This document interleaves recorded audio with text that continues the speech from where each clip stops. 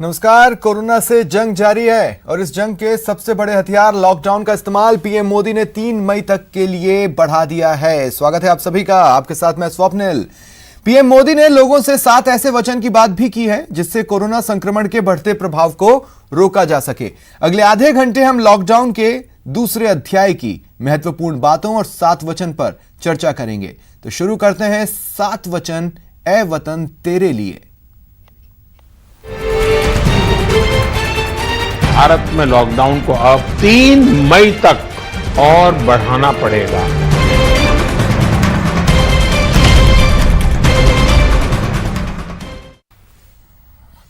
Corona virus से इंसानों की जंग जारी है। इस जंग में पूरी दुनिया लॉकडाउन को हथियार के तौर पर इस्तेमाल कर रही है। भारत भी कोरोना से जंग में लॉकडाउन को ही हथियार के तौर पर इस्तेमाल कर रहा है और पीएम मोदी ने साफ कर दिया है कि 3 मई तक इस हथियार को वापस रखने का कोई प्लान नहीं है। सारे सुझावों को ध्यान में रखते हुए यह तय किया गया है कि भारत में लॉकडाउन को अब 3 मई तक और बढ़ाना पड़ेगा। यानी 3 मई तक हम सभी को, हर देशवासी को लॉकडाउन में ही रहना होगा। इस दौरान हमें अनुशासन का उसी तरह पालन करना है जैसे हम करते आ रहे हैं। पीएम मोदी ने न केवल लॉकडाउन को 19 दिनों तक बढ़ाने का फैसला लिया बल्कि यह भी कहा कि इस बार लॉकडाउन के दौरान सख्ती पहले से कहीं ज्यादा होगी। पहले से भी ज्यादा, बहुत ज्यादा सतर्कता बरतनी ही होगी। जिन स्थानों के हॉटस्पॉट में बदलने की आशंका है उस पर भी हमें कड़ी नजर रखनी होगी, कठोर कदम उठाने होंगे। नए हॉटस्पॉट्स का बनना हमारे परिश्रम और हमारी तपस्या को और चुनौती देगा, नए संकट पैदा करेगा। इसलिए अगले 1 सप्ताह में कोरोना के खिलाफ लड़ाई में कठोरता और ज्यादा बढ़ाई जाएगी। 20 अप्रैल तक हर कस्बे, हर थाने, हर जिले, हर राज्य को बड़ी बारीकी से परखा जाएगा। वहां लॉकडाउन का कितना पालन हो रहा है, उस क्षेत्र ने कोरोना से खुद को कितना बचाया है, इसका मूल्यांकन लगातार किया जाएगा। 19 दिनों के लिए लॉकडाउन को बढ़ाने और सख्ती करने का पीएम ने फैसला तो कर लिया है। हालांकि उन्होंने ये जरूर कहा कि 20 मई को कुछ खास इलाकों में शर्तों के साथ छूट मिल सकती है। जिनके हॉटस्पॉट में बदलने की आशंका भी कम होगी, वहां पर 20 अप्रैल से कुछ जरूरी गतिविधियों की अनुमति, छूटछाट दी जा सकती है। लेकिन याद रखिए, ये अनुमति सशर्त होगी। बाहर निकलने के नियम बहुत सख्त होंगे। लॉकडाउन के नियम अगर टूटते हैं और कोरोना का पैर हमारे इलाके में पड़ता है तो सारी अनुमति तुरंत वापस ले ली जाएगी। कोरोना से जंग में पीएम मोदी ने अपने संबोधन में देशवासियों से 7 वचन भी लिए हैं। उन्होंने कहा कि लॉकडाउन में इन 7 बातों का पालन करेंगे तभी कोरोना को हरा पाएंगे। मैं आपका साथ मांग रहा हूं, 7 बातों में आपका साथ। पहली बात, अपने घर के बुजुर्गों का विशेष ध्यान रखें, विशेषकर ऐसे व्यक्ति जिन्हें पुरानी बीमारी हो, उनकी हमें एक्स्ट्रा केयर करनी है। उन्हें कोरोना से बहुत बचाकर रखना है। दूसरी बात, लॉकडाउन और सोशल डिस्टेंसिंग की लक्ष्मण रेखा का पूरी तरह पालन करें। घर में बने फेस कवर या मास्क का, और वो भी घर में बने हुए, उनका अनिवार्य रूप से उपयोग करें। तीसरी बात, अपनी इम्यूनिटी बढ़ाने के लिए आयुष मंत्रालय द्वारा जो निर्देश दिए गए हैं, उसका अगर हम पालन करें, गर्म पानी है, काढ़ा है, इनका निरंतर सेवन करें। चौथी बात, कोरोना संक्रमण का फैलाव रोकने में मदद करने के लिए Aarogya Setu mobile app, Aarogya Setu mobile app जरूर डाउनलोड करें। दूसरों को भी इस ऐप को डाउनलोड करने के लिए प्रेरित करें। पांचवी बात, जितना हो सके उतने गरीब परिवार की देखरेख करें, उनके भोजन की आवश्यकता पूरी करें। छठी बात, आप अपने व्यवसाय, अपने उद्योग में अपने साथ काम करे लोगों के प्रति संवेदना रखें, किसी को नौकरी से न निकालें। सातवीं बात, देश के कोरोना योद्धाओं, हमारे डॉक्टर, नर्सेस, सफाई कर्मी, पुलिसकर्मी, ऐसे सभी लोगों का हम सम्मान करें, आदर पूर्वक उनका गौरव करें। और इस वक्त जयपुर से मेरे सहयोगी बाबूलाल धायल, उदयपुर से सहयोगी सतीश शर्मा और अजमेर से सहयोगी अभिजीत दवे मेरे साथ जुड़ रहे हैं। सबसे पहले बाबूलाल, मैं आपके पास आ रहा हूं। अगर जयपुर वासियों को 20 तारीख के बाद कुछ छूट चाहिए तो एक बहुत लंबा रास्ता जयपुर को तय करना होगा बाबूलाल। बिल्कुल करना पड़ेगा स्वप्निल, क्योंकि पॉजिटिव जो केसेज है राजस्थान में, उनकी तादाद करीब 950 होने जा रही है। उसमें आधे जो पॉजिटिव केस हैं वो जयपुर से है, और जयपुर में जो केसेज है उनमें अधिकांश हिस्सा जो है वो रामगंज के खाते में जाता है। तो आप यकीन मानिएगा, अगर रामगंज का जो आदमी है वो कहीं ना कहीं शहर में मिल ही जाता है। इस वक्त मैं जिला कलेक्ट्रेट में हूँ, और कुछ ही देर पहले यहाँ पे करीब 50 रिक्शा चालक जो हैं वो यहाँ पर थे, जो हर घर जाकर सुबह सुबह दूध की सप्लाई करते हैं, हर घर तक दूध पहुंचाते हैं, लेकिन उनको पैसा नहीं मिला। तो वो पैसा लेने के लिए यहाँ कलेक्ट्रेट में जमा हो गए। तमाम जो सोशल डिस्टेंसिंग की जो बातें यहाँ पर मैंने देखी, तो वो कहीं कुछ नहीं थी। यानी कुल मिलाकर के रामगंज को सबक लेना होगा। रामगंज से बाहर जो आदमी आ जा रहे हैं उन पर आपको नियंत्रण पाना होगा। और अब कोरोना केवल रामगंज तक सीमित नहीं है, वो दुलेश्वर गार्डन में पहुंच गया है, वो राजा पार्क आ गया है, वो भट्टा बस्ती चला गया है, वो चित्रकूट तक पहुंच गया है। तो ऐसी सूरत में बहुत मुश्किल है, जयपुर के सामने बड़ी चुनौती है, और अगले 7 दिन में आपको बहुत कुछ करना पड़ेगा। और इस वक्त जो मुख्यमंत्री अशोक गहलोत की जो बीसी चल रही है, और उसमें स्वास्थ्य मंत्री बैठे हुए रघु शर्मा और बहुत सारे अधिकारी, मैं जिला कलेक्ट्रेट में इस वक्त आया हुआ हूँ, जो जयपुर के कमिश्नर है वो भी उस बैठक का हिस्सा है। तो अगले 7 दिन के लिए किस तरह की रणनीति बनाई जाए और किस तरह से लोगों को घरों से बाहर निकलने से रोका जाए, ये 7 दिन बहुत क्रूशियल है। क्योंकि अगर 3rd स्टेज में अगर जा रहा है भारत और जयपुर में इसका असर कहीं ज्यादा बढ़ ना जाए, उसको रोकने के लिए बहुत कुछ करना पड़ेगा और ज्यादा सख्ती दिखानी पड़ेगी। 9000 से ज्यादा व्हीकल सीजर हुआ है जयपुर में, बहुत सारे मुकदमे दर्ज हुए हैं, बहुत सारी गिरफ्तारियां हुई हैं।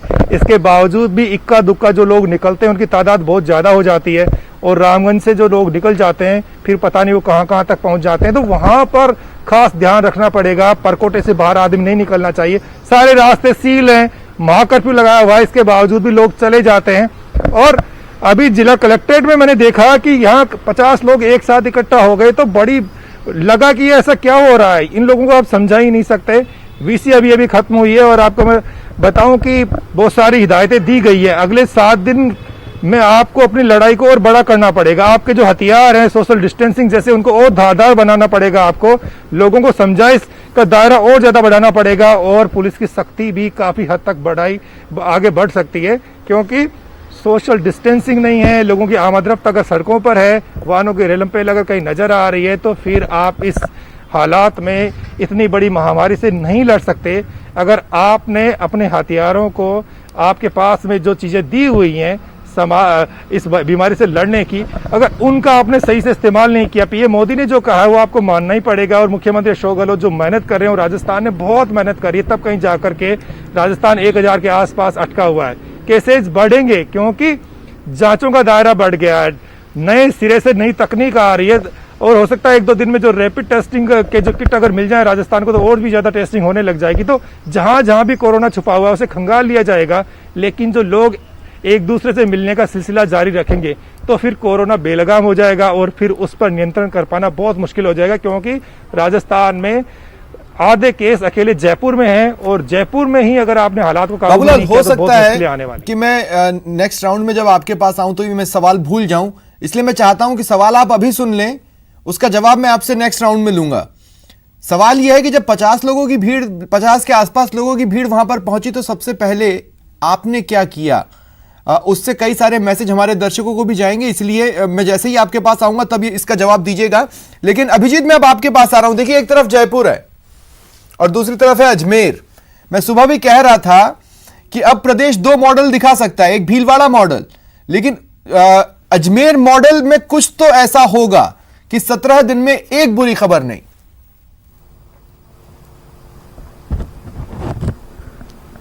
देखिए, अब स्वप्निल आपने बिल्कुल सही कहा। अजमेर की अगर ज्योग्राफिकल कंडीशन को भी आप देखेंगे तो 2 बड़े हॉटस्पॉट एरियाज जो राजस्थान में डेवलप हुए थे शुरुआती चरण में, वो भीलवाड़ा और जयपुर, ये 2 बड़े हॉटस्पॉट एरिया आइडेंटिफाइड हुए थे। और अजमेर जो है वो इन दोनों जिलों के बीच में पड़ता है। लेकिन बावजूद इसके लगातार 17वें दिन आज अजमेर में कोई भी नया पॉजिटिव केस जो है वो सामने निकल के नहीं आया। और इसके पीछे सबसे महत्वपूर्ण जो पहलू रहा है वो 2 तरह की थ्योरीज जो है जिस पर बहुत सख्ती से काम हुआ है जिला स्तर पर, वो हुआ है प्लानिंग एंड एग्जीक्यूशन, कार्य योजना और उसकी क्रियान्विति।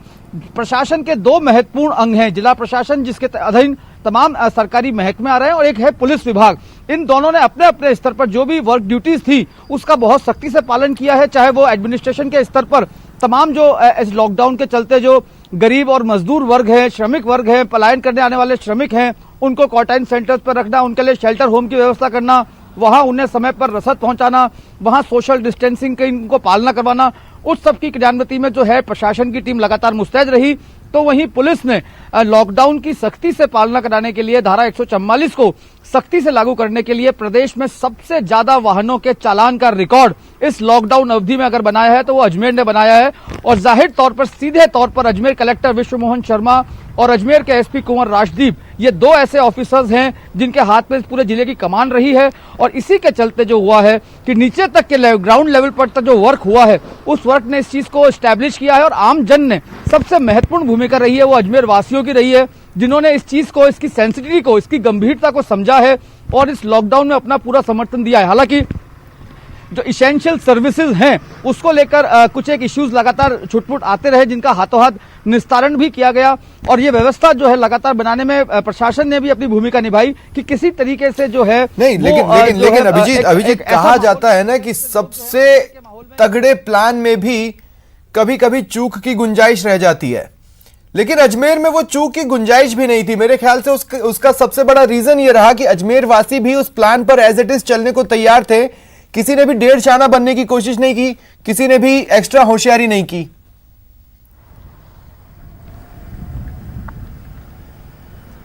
बिल्कुल बिल्कुल, यही मैं आपसे कह रहा था कि देखिए, जितना भी जो ये देखिए 2 वे कम्युनिकेशन को अगर सही रूप से इंप्लीमेंट हुआ, अगर ग्राउंड पे देखा जाए तो अजमेर हमें सबसे मुफीद लगता है, जहां पर प्रशासन की हर बात को जनता ने, अजमेर के लोगों ने सही रूप से समझा है और पुलिस में उसने एक अलग ही भूमिका के रूप में उसकी क्रियान्विति भी की है। हालांकि शुरुआती लॉकडाउन के शुरुआती दिनों में जो बड़ी सब्जी मंडियां हैं वहां पर कुछ अव्यवस्थाएं देखने को मिली थी, लेकिन वहां पर भी उसको सही रूप से टैकल किया गया, लोगों को समझाइश की गई। जो ठेले वाले थे उन्हें एक जगह नहीं खड़ा करके उन्हें गलियों में, मोहल्लों में उनको रोटेट करवाया गया, जिससे जो है लोगों को जरूरत की चीजें अपने डोर स्टेप पर मिलनी शुरू हुई। और जब लोगों को जरूरत की चीजें डोर स्टेप पर मिलनी शुरू हो गई स्वप्निल, तो उसके बाद से अनावश्यक रूप से लोगों ने बाहर निकलना बंद कर दिया। और ऐसे में एक स्ट्रॉन्ग केस बनता है अजमेर का, जो अब देखिए अब क्या गाइडलाइंस होंगी सरकार की वो तो कल ही सामने आ पाएगा, लेकिन जैसा प्रधानमंत्री मोदी ने कहा कि 20 अप्रैल तक हम कई सारे फैक्टर्स पर चेक करने के बाद ही उस बॉक्स पर टिक लगाएंगे कि हम इस शहर को छूट दे सकते हैं। बहुत ज्यादा चांसेस हो जाते हैं अजमेर के उस लिस्ट में अपने नाम के आगे के बने बॉक्स पर एक टिक लगवाने के। बने रहे अभिजीत मेरे साथ। सतीश, मैं अब आपके पास आ रहा हूं। सतीश, ओवरऑल शहर के रूप में और एक जिले के रूप में किस तरह की स्थितियां बन रही हैं उदयपुर में?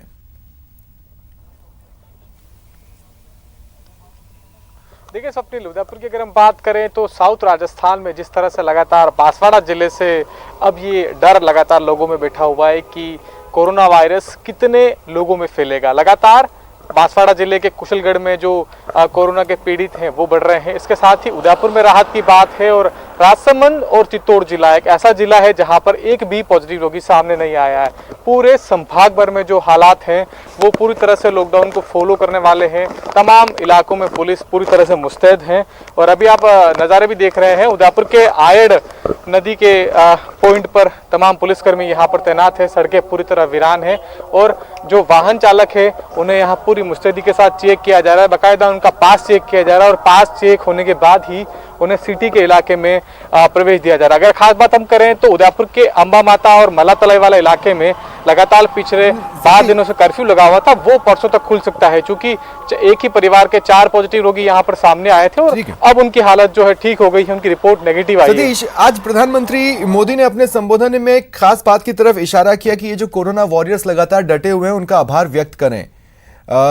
आपके आसपास ये जो खाकी वर्दीधारी जो खड़े हैं, मैन इन यूनिफॉर्म खड़े हैं, पुलिस वाले खड़े हैं, मैं चाहता हूं उनका आभार हम भी व्यक्त करें। आप उनसे बात करें और उनको सबसे पहले तो कहिए कि हम थैंक यू कह रहे हैं उनको इन चीजों के लिए, और दूसरा अब वो अपने आप को कितना तैयार पाते हैं दूसरे अध्याय के लिए लॉकडाउन के।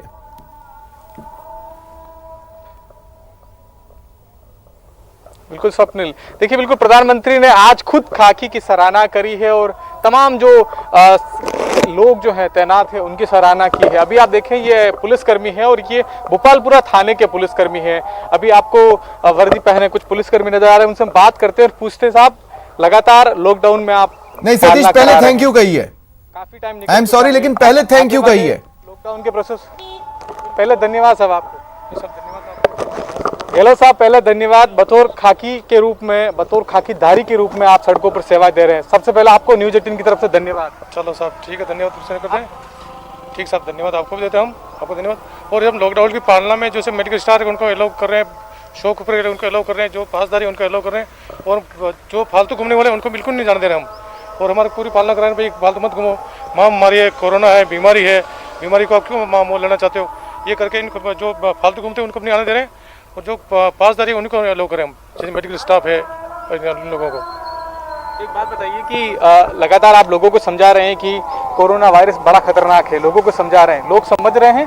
अधिकांश लोग समझ रहे हैं, पर कुछ % लोग ऐसे जो बेवजह झगड़ा करना चाहते हैं और बेवजह घूमना चाहते हैं, उनको समझा बुझा फिर रवाना करते हैं कि आप झगड़ा मत करो और हम आप लोगों के लिए खड़े हैं, और क्यों उलझते हो, क्योंकि भी उनको समझा बुझा कर रवाना करते हैं उनसे। 3 महीने तक अब तो कई तस्वीरें भी आ रही है ना कि अगर लोग नहीं सुधरेंगे तो सुधार दिए जाएंगे, और ऐसे वक्त में सुधार दिए जाने की तस्वीरें भी बेहद इंटरेस्टिंग है और जरूरी है, जो कि पूरा देश देख रहा है। बाबूलाल, अब मैं आपके पास आ रहा हूं।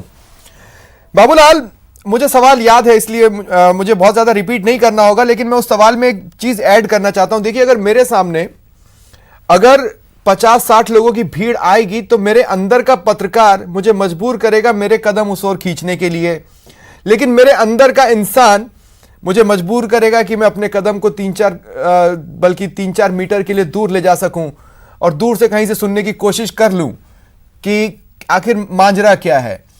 आपने क्या किया था? स्वप्निल,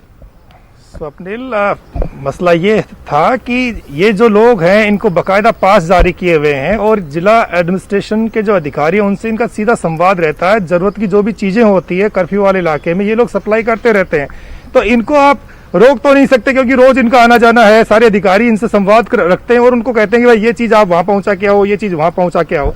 लेकिन यहाँ आकर के ये इकट्ठे हो गए कि हमें पैसा नहीं मिला है और एक साथ इकट्ठे हो गए।